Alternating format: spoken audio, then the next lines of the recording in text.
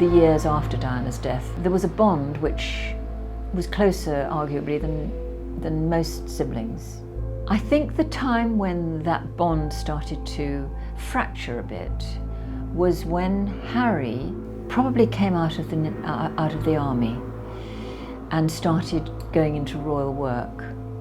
And I think there was a little bit of, the space was quite small within their charitable world for the two brothers together. And I think Harry slightly railed at the hierarchy. Here was his brother, you know, his mate, but who was slightly pulling rank at times because he was the senior member of the family. So I think there were one or two little niggles going on there. I suspect that when William married Kate, I mean, Harry adored Kate and Kate adored Harry, but I suspect that, as with every family, when one sibling marries, their focus turns slightly onto their new wife.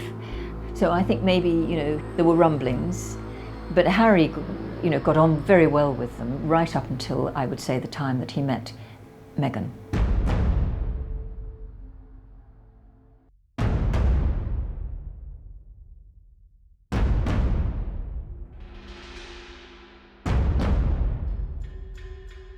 Meghan claimed that she experienced racism from certain undisclosed members of the royal family who questioned her about Archie's skin color.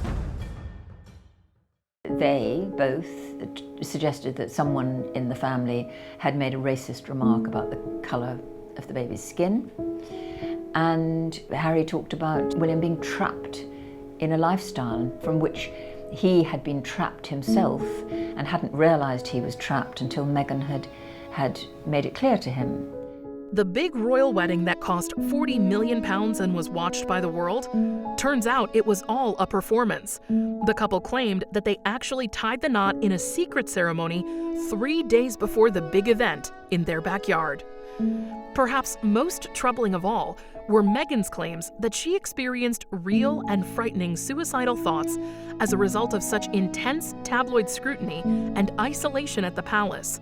Becoming a royal meant giving up a lot of personal luxuries and independence. Meghan also claimed that it was disparaging that the palace refused to correct false statements about her.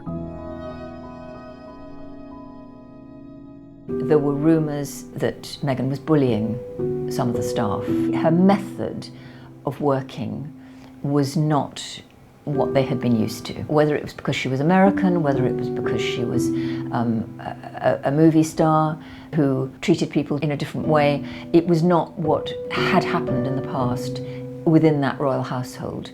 And I think William, when he heard that some members of staff were being reduced to tears or not enjoying their working life, I think he got very angry and he confronted Harry and told him what was going on. And Harry, I think, was protective of Meghan.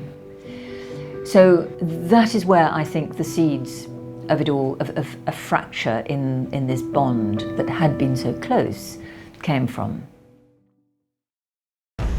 On January 13th, 2020, royal watchers were on the edge of their seats as Harry and Meghan entered what was infamously called a crisis meeting with Her Majesty the Queen, Prince Charles, and Prince William. This was the deal or no deal moment. The future of the royal family was hanging on the outcome of this critical talk. After several tense hours, Buckingham Palace announced with a heavy heart that arrangements had been reached for Harry and Meghan to leave royal duties behind and pursue an independent future. When they got engaged, there was a sense this was a couple excited about what they could achieve together. A few days later, they carried out their first walkabout, but the scrutiny has proved too much and palace life too stifling, leaving the Queen with no option but to agree they can step away at the end of this month. In just over 2 years, they have fulfilled every aspect of royal life. Today is expected to be the last of those official duties. In the end, their life together had to come first. And just like that, as quickly as the whirlwind romance had started back in July 2016, less than 3 years on, they were gone. the monarchy finds itself in a moment of turmoil, flux, and a genuine crisis. Because, of course, this has opened up a Pandora's box. There are so many wider issues at stake. The future of the monarchy, this streamlined monarchy that you keep hearing people talking about. What does that actually look like if Meghan and Harry do step down? A lot of you tonight have told me you have my back. Well, I'm also here to tell you I've always got yours. And this is the real problem for the Queen and Prince Charles. They are dealing with this as a grandmother and as a father on the one hand, and they're also dealing with it as the protector of an ancient dynasty. And we have seen that how, as protectors of the ancient dynasty, when they need to, they act brutally, as they did with Prince Andrew when they removed him from public office. There may be a point that at some stage that the Queen, Charles and William believe that what Meghan and Harry are proposing is a threat to the institution of the British monarchy, then they will act. Well, I think these decisions have all got to be made in the future. Anybody who's high profile needs protection. Former Prime Ministers and Ministers of Defence get security for a long period after they've left office. So I think that's something that everybody would suggest they require to get security. But these decisions will surely all be made in the next few days. You have to remember, Meghan comes in the legacy of Princess Diana, and Harry saw the way his mother was treated by the press. And I think he's very keenly aware of how that happened and ensuring that that doesn't happen to Meghan. The decision to move away from central London to go to Frogmore Cottage and move to Windsor is very much about protecting Meghan. Public reaction was divided, to say the least. While some wished the couple nothing but happiness and success, others felt resentment in abandoning crown and country.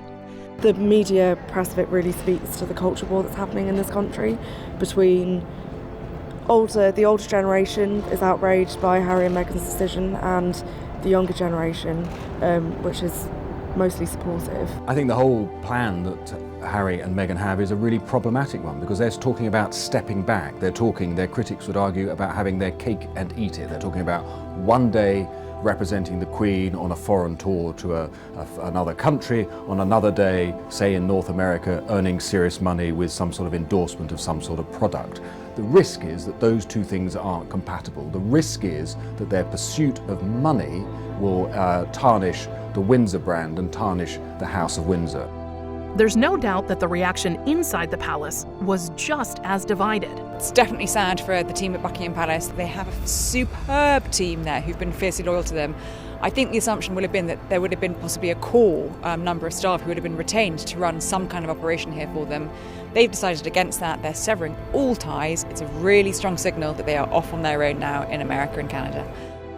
The now free couple announced a new future of financial independence, stepping back from the royal family, but insisted they would continue to support their causes and, of course, Her Majesty the Queen.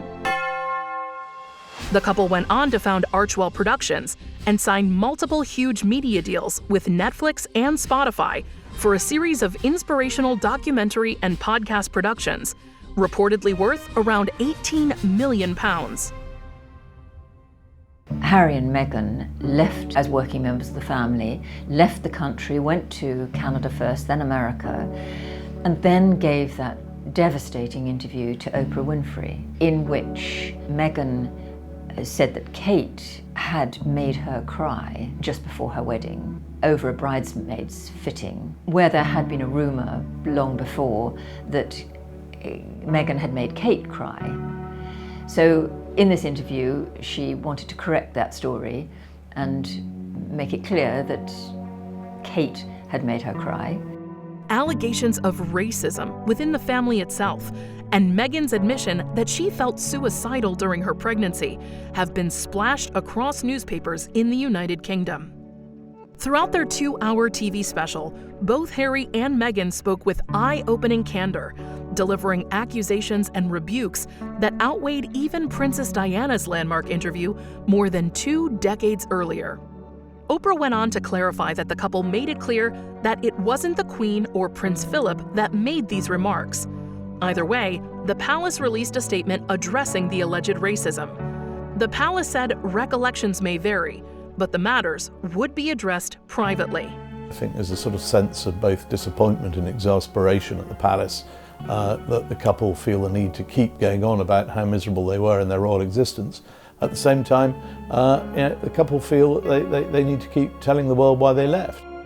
You'll watch that series and think the royal family need looking after, they've come out of it better, or you'll be on the side of Harry and Meghan and think, wow, they had to put up with a lot and I'm on their side.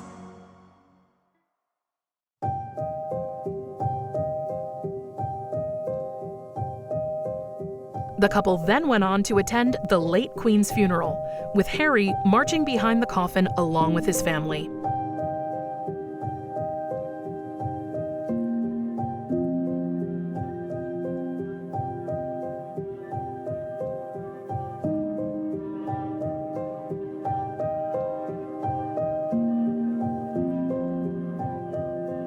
It seems that despite Harry and Meghan's attempt to outrun the media and start a new life in Los Angeles, that storm has caught up with them.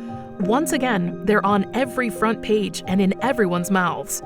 Their attempt at privacy backfired, but their attempt to tell their side of their own story seems to have only emboldened both sides of opinion. The reconciliation that seemed to be on the horizon between Harry and his family now seems impossible. The cracks that split the royal family and these former royals has now become a great divide.